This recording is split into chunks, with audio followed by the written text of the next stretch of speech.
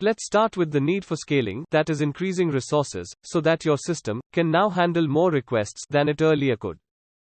When you realize your system is getting slow and is unable to handle the current number of requests, you need to scale the system. This provides you with two options: vertical scaling and horizontal scaling. 1. Vertical scaling. Either you increase the resources in the server which you are using currently, that is, increase the amount of RAM, CPU, GPU, and other resources. This is known as vertical scaling. Vertical scaling is typically costly. It does not make the system fault tolerant, that is, if you are scaling application running with single server, if that server goes down, your system will go down.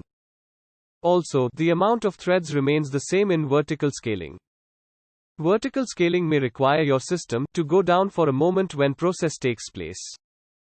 Increasing resources on a server requires a restart and put your system down.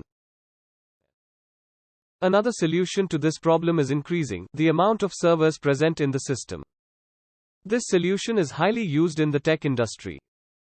This will eventually decrease the request per second rate in each server. If you need to scale the system, just add another server and you are done. You would not be required to restart the system. Number of threads in each system decreases, leading to high throughput.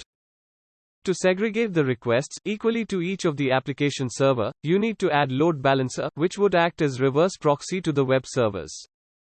This whole system can be called as a single cluster.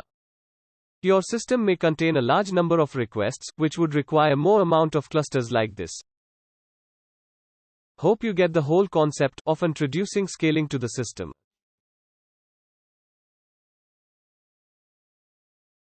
2. Horizontal scaling. It means that you scale by adding more EC2 machines into your pool of resources.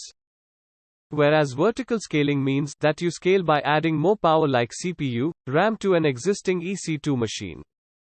Vertical scaling usually means upgrade of server hardware.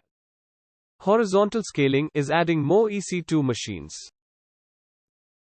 With horizontal scaling, it is often easier to scale dynamically by adding more machines into the existing pool. Vertical scaling is often limited to the capacity of a single machine. Scaling beyond that capacity often involves downtime and comes with an upper limit. If you think a bit, horizontal scaling also solves problem of high availability. And you would see many blogs or discussions keep high availability and scaling together, as both the problems are solved together by horizontal scaling.